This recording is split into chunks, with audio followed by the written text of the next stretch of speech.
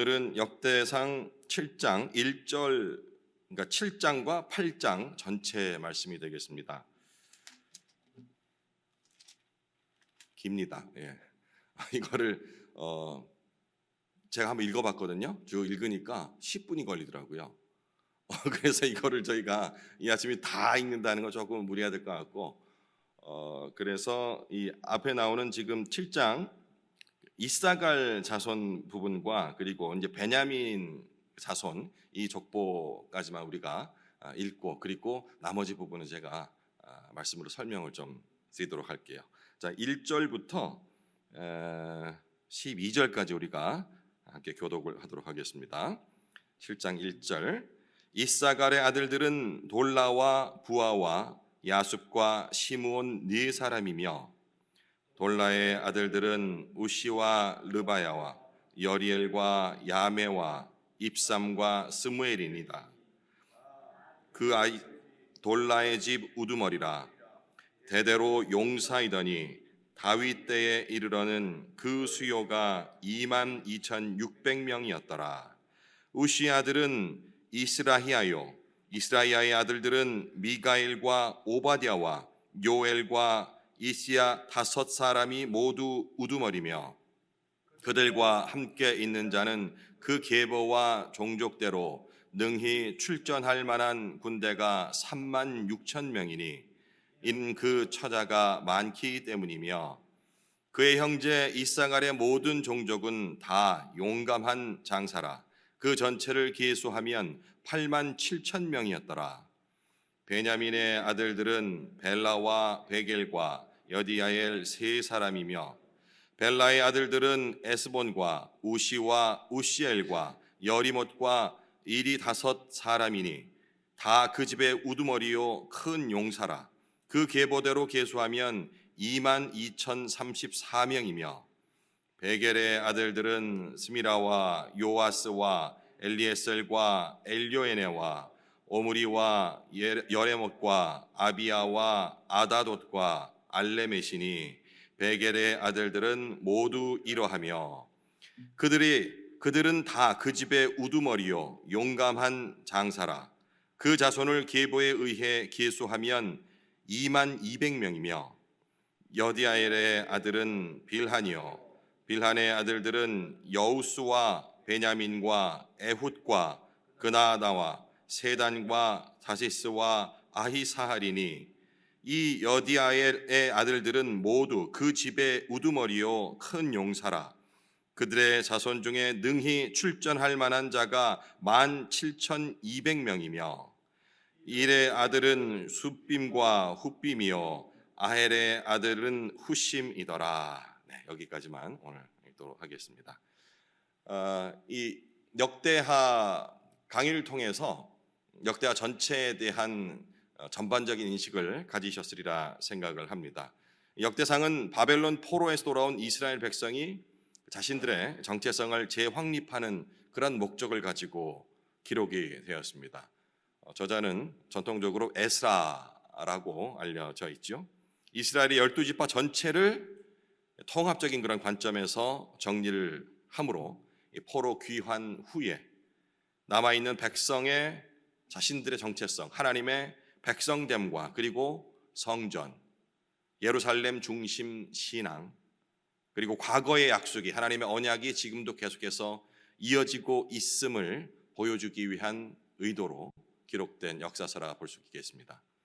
역사서 하면은 사무엘 그리고 열왕기서 이런 것들이 다 역사서인데, 왜 같은 그 이스라엘의 역사를 이렇게 세 군데나 이렇게 장황하게 이름도 중복되는 것이 많은데 기록했을까라고 생각할 수가 있는데, 이 세 역사서가 각기 다른 목적으로 기록되었고, 그리고 기록된 시기도 달랐다라는 걸 생각한다면은 분명히 같은 족보이지만 다른 메시지로 우리에게 와 닿을 수가 있습니다.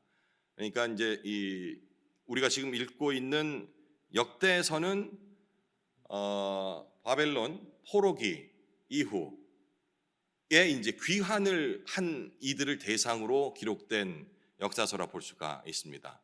그러니 이스라엘이 완전히 멸망한 뒤에, 그러고도 수십 년이 흐른 다음 이 민족, 이스라엘이라는 민족을 재건하기 위해서 꼭 필요했던 부분들이 여기에 담겨 있다라고 보면 되는 거죠. 반면에 사무엘 그리고 열왕기서에 기록된 역사들은 이렇습니다. 똑같은 족보이지만 그 왕들이 어떻게 범죄하였고 이스라엘이 어떤 범죄로 인해서 하나님의 심판으로 멸망받을 수밖에 없다라는 포커스에 맞춰져 있다 한다면, 역대기는 반대로 이제 그 벌을 받아서 진멸된 것 같은 이 민족이 다시금 하나님 앞에 회복될 수 있다라는 그런 소망의 메시지를 담은 역사서라고 볼 수가 있는 겁니다. 그러다 보니까 기록된 것이 조금 다른 관점에서 거의 같습니다. 거의 같은데 왕의 족보들도 마찬가지고, 지금 오늘 우리 그 역대기에는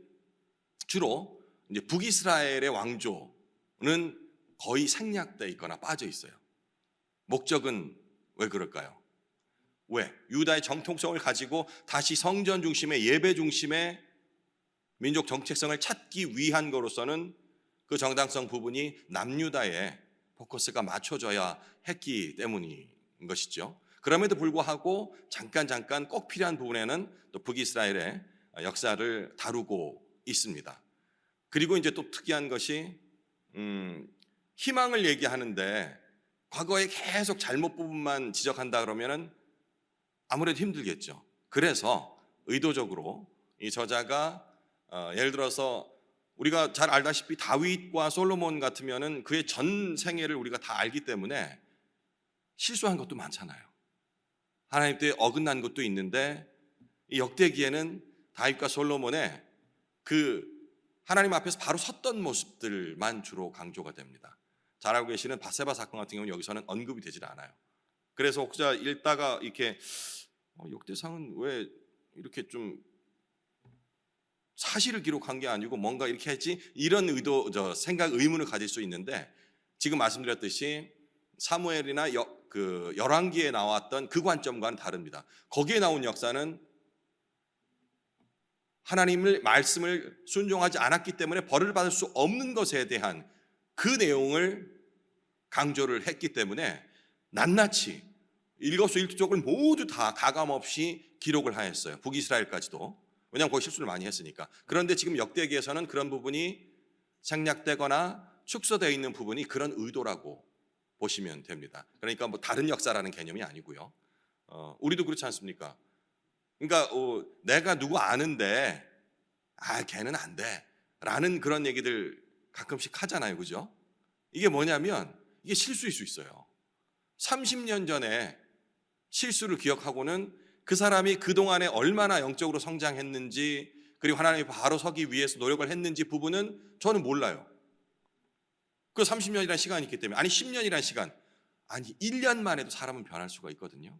그런데 1년 전에 그 사람의 실수를 나는 기억하고서 그 사람을 정죄하고 있다는 것, 이런 부분도 역시 우리가 볼 수가 있는 것입니다. 물론 잘못을 인정하지 않자라는 얘기가 아닙니다. 왜냐하면 이스라엘은 그에 따른 벌을 받았거든요.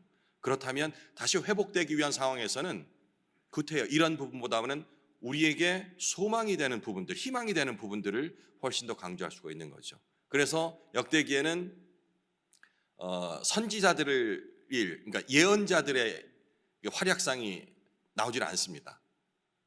대신 제사장의 중요성과 그리고 레위지파라고 그러죠. 하나님께 예배 시 찬양으로 올려드리는 이런 특별한 목적들. 왜? 우리가 하나님께 올려드리는, 하나님은 찬송을 기뻐하신다 하기 때문에 그 중요한 역할들을 여기서는 좀 상세히 다루고 있는 겁니다. 그러다 보니 그 레위 지파 중에서 이 찬양을 담당했던 사람들이 뭐 여기 아삽 같은 사람들이 나오잖아요, 그죠? 그리고 누가 더욱 훨씬 음악적인 재능도 많고 그리고 수하율상으로도 위였는데 나중에 그 이름이 지금 여기 족보 같은 이름이 쭉 나오잖아요. 그 순서가 바뀌는 걸 보면서 우리가 하나님 안에서는 먼저 된 자, 나중 된 자라는 것이 의미가 없다라는 것 또한 깨달을 수 있는, 역사서라서 좀 지루하게 생각할 수 있지만 이렇게 조금 알고 보면은 아주 흥미롭고 그리고 우리가 본을 받아야 될 내용들이 굉장히 많이 들어 있습니다. 특히 이제 역대상 7장과 8장, 오늘 본문인데요. 그러니까 비유다 지파, 유다 지파가 아닌 지파들, 그러니까 주로 이제 남유다에 속해 있지 않았던 북이스라엘 쪽이 되겠습니다. 사라지거나 그리고 약화한 그런 북이스라엘 지파, 심지어는 잊혀져 버린 그런 이름들까지 아주 꼼꼼하게 기록을 함으로써 모두가 설령 잊혀졌다 할지라도 이 모두가 하나님 백성 안에 포함된다라는 그런 신학적인 메시지도 우리가 발견할 수 있겠습니다. 오늘 다 읽지를 못했기 때문에 제가 잠깐 설명 짧게 먼저 좀 드릴게요. 7장 1절에서 5절까지는 우리 읽었죠. 이사갈 지파, 이사갈 자손에 대한 내용이 기록이 되어 있습니다. 이사갈은 야곱의 아들이죠. 지파 내 용사와 군사의 수를 4절에 보면 강조를 했어요.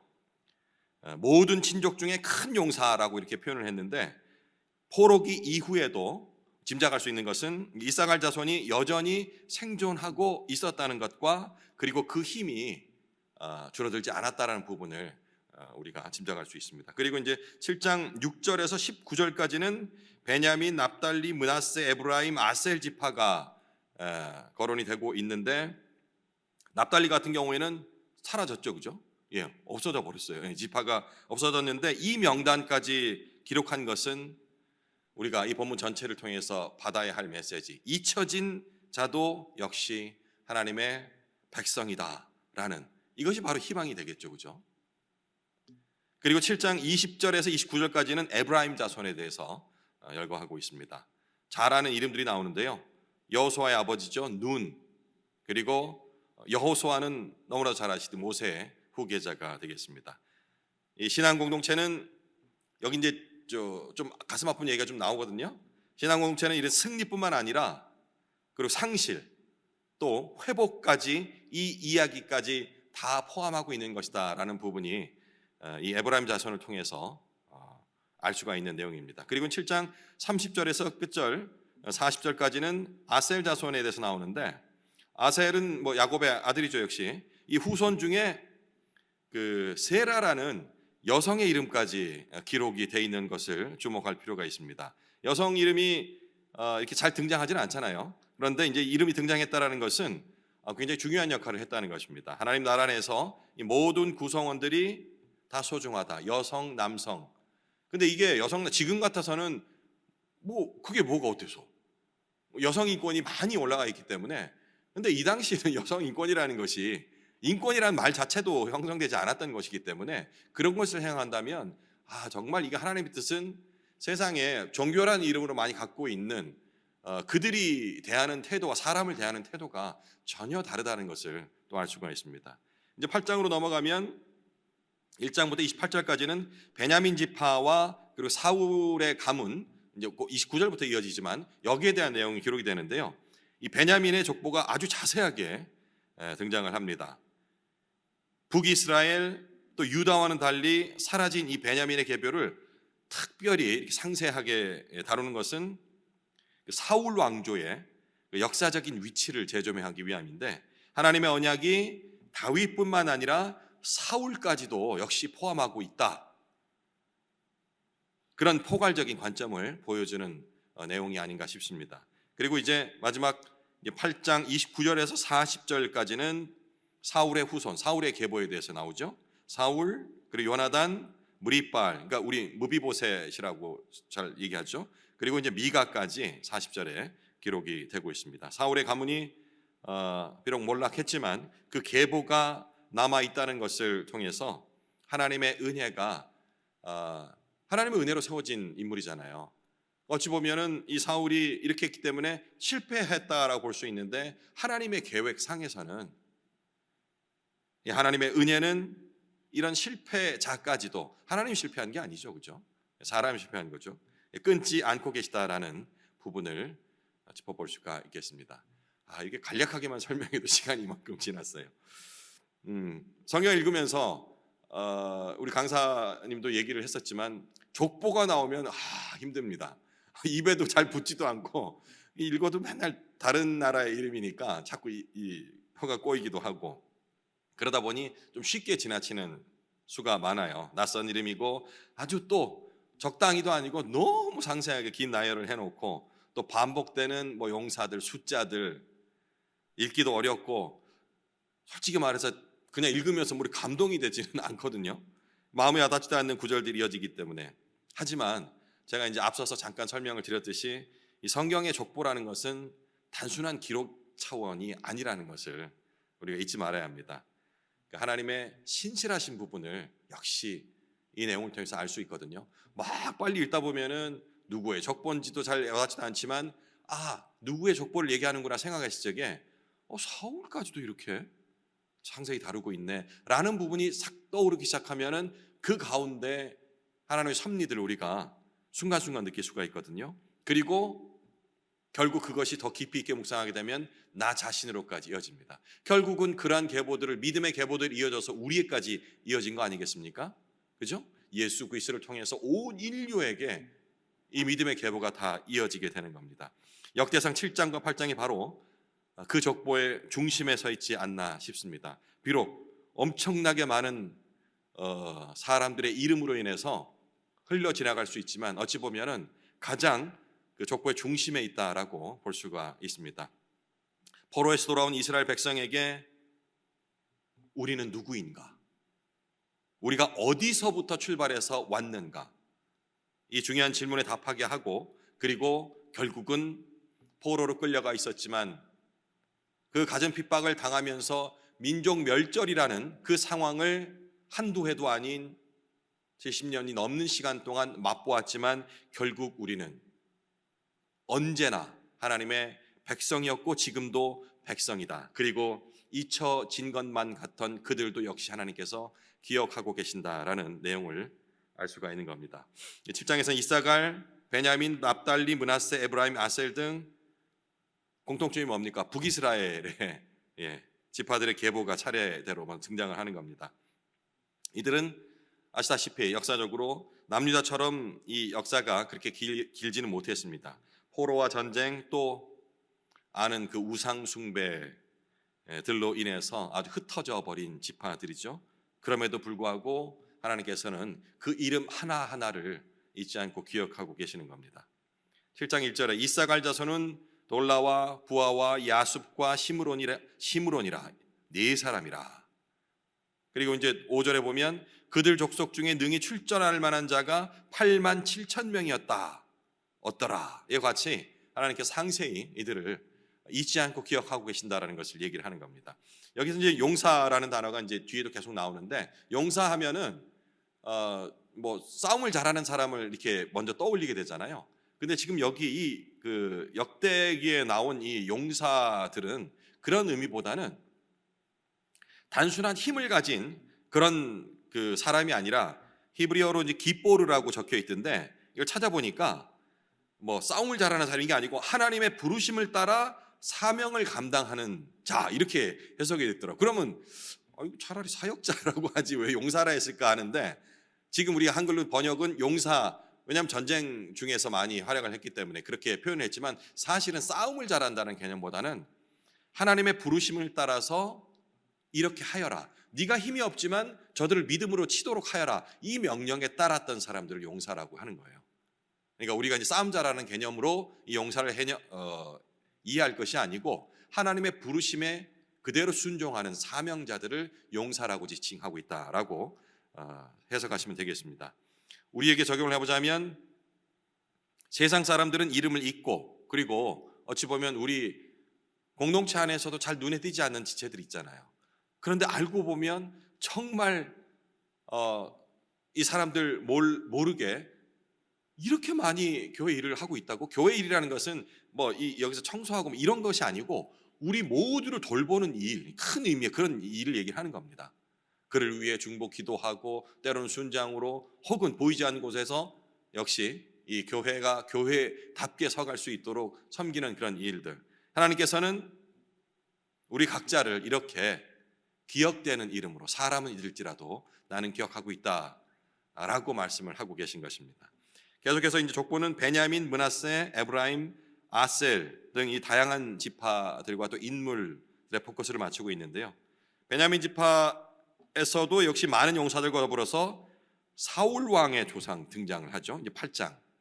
이 족보 안에는 잘 아시다시피 좋은 일이 아닙니다. 정말 부끄러운 일. 사울이 외모상으로 그렇게 모든 사람들의 흠모 받을 정도의 키도 크고 머리도 길고 머릿결 좋았다잖아요.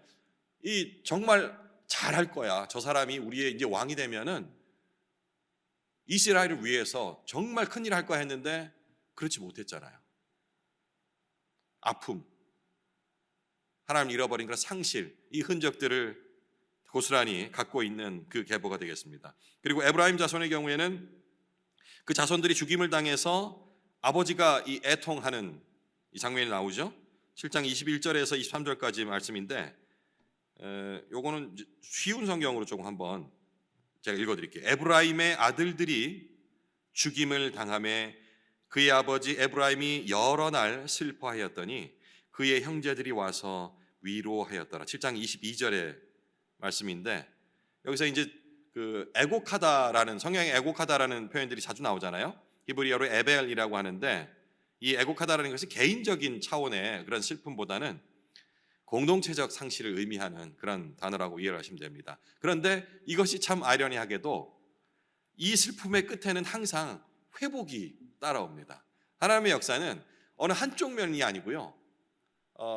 어두운 곳을 이렇게 조명했다면 그 일로 인하여서 이 밝음이 더 강조되는 이런 역설적인 그런 그 일들이만 일어나는데 에브라임이 다시 아들을 낳고 그 이름을 브리아라 하였으니 이어진 23절입니다. 7장 23절. 이 브리아라는 뜻이 바로 재앙 가운데 낳은 아들이라 라는 뜻을 가지고 있어요. 하나님께서 실패와 이 아픔의 이 역사마저도 회복과 새 출발로 이끄신다는 그런 진리가 이 족보 안에 담겨 있다고 볼 수 있겠죠. 그리고 7장 30절 이하로는 아셀 지파의 계보가 나오는데 역시 여기도 세라라는 그 여인의 그 이름이 기록되어 있습니다. 성경 족보에서 여성의 이름들이 많이 등장하지는 않는다는 걸 알고 계실 거고요. 역시 이것은 앞서 말씀드렸듯이 하나님 백성 안에서는 남녀, 신분 그리고 또 성공 여부를 중요하게 생각하지 않는다는 것, 모두 동등하게 생각한다는 것까지 우리가 알 수 있겠습니다. 그리고 쭉 이제 같은 반복이 돼요. 40절에서는 이 모든 사람은 아셀 자손의 머리요 곧 뛰어난 용사요. 용사는 뭐라고 설명드렸습니다. 군대 장관이라라고 이렇게 기록이 되어 있는데 한 사람 한 사람 이름 없는 자까지 중요함을 이렇게 반복적으로 기록하고 있는 것이라 볼 수 있겠죠. 그리고 이제 8장에 넘어가면은 베냐민 지파의 족보가 상세히 소개됩니다.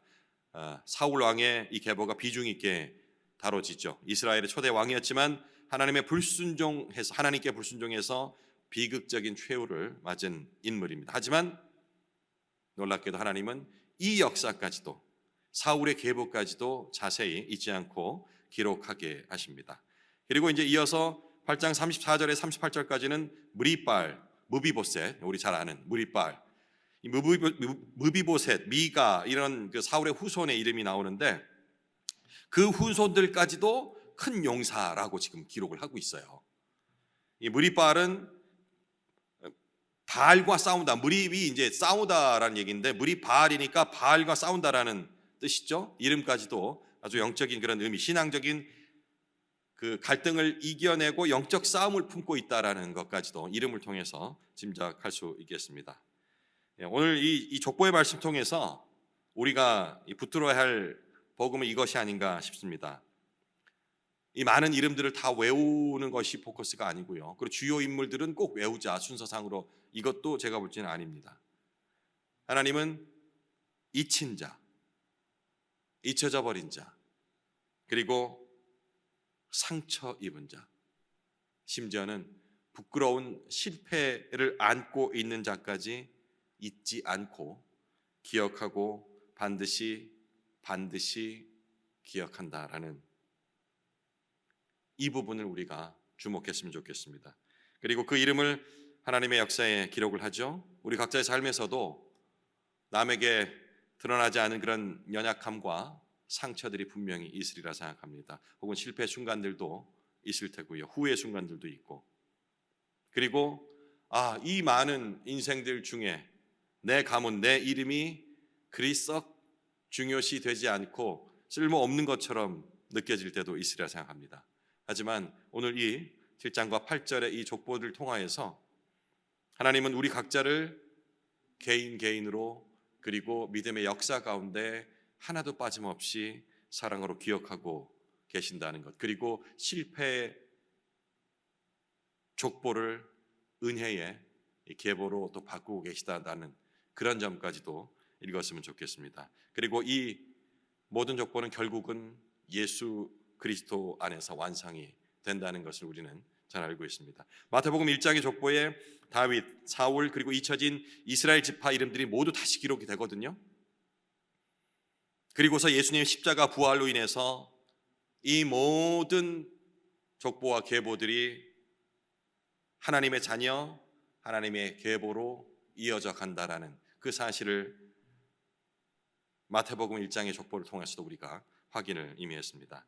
이제 오늘 이 좀 긴 이 족보를 읽으면서 그리고 개략적인 설명을 드렸었는데 이것이 무엇인지 한 3가지 정도로 안 그러면 또 다시 또 이걸 다 읽어보려면 잊어버릴 수 있으니까요. 제안을 드리겠습니다. 먼저 첫 번째 우리가 기억해야 할 것은 하나님은 나를 기억하신다. 오늘 나의 이름, 나의 삶, 그리고 나의 실패, 나의 눈물과 연약함까지 하나님 모두 기억하고 계신다라는 부분.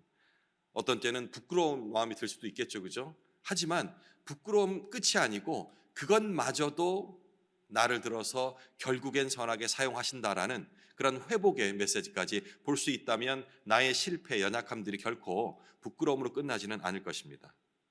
내 스스로 나를 잊고 있을지라도 쓸모없는 그저 그런 인생, 아무도 기억해주지 못할 인생이라고 나 스스로 평가할지라도 하나님은 결코 그렇지 않으신다는 것, 하나님은 나를 기억하신다는 것, 이게 첫 번째. 그리고 두 번째는 내 이름뿐만 아니고 공동체의 모든 이름이 소중하다는 부분까지. 우리가 신앙에서 이런 거를 나 개인을 강조하다 보면은 자칫 개인주의로 흘러갈 수 있는데 항상 성경은 나 개인뿐만 아니고 이 개인이 모인 공동체 자체가 소중하다라는 것을 메시지를 항상 전하고 있습니다. 교회 그리고 신앙 공동체 안에서 이름 없는 자, 약한 자, 실패를 거듭하고 만신창이가 되어서 공동체 안으로 돌아온 자, 그리고 심지어는 공동체를 힘들게 했던 그 지체들까지도 품어야 한다라는 사실을 이 족보를 통해서 살펴볼 수 있었으면 좋겠습니다. 마지막 세 번째는 실패와 상실의 역사를 회복의 계보로 바꾸시는 분이 바로 하나님이심을 기억해야겠습니다. 내 인생의 실패와 상처마저도 가감없이 숨기려 하지 않고 하나님께 올려드릴 때에 주님께서는 그 실패를 들어서 은혜의 계보로 바꿔주신다는 얘기입니다. 내가 내 역사를 부끄러워하지 않고 하나님 앞에 내놓을 때 이것은 결국은 복음의 계보로 이어지며 또 살아가기를 다짐하는 그러한 마음들로서 이어진다는 사실입니다. 오늘도 하나님이 기억하시는 나의 이름, 우리 지체의 이름, 공동체의 이름을 바라보면서 비록 실패했던 그리고 부끄러웠던 우리의 이 역사마저도 하나님께서 가감없이 다 드러내므로 우리를 은혜의 계보로 그리고 우리 공동체에 앞으로 나아갈 희망의 메시지로 주신다라는 것 기억하시면서 남은 시간 개인적으로 묵상을 이어가시겠습니다.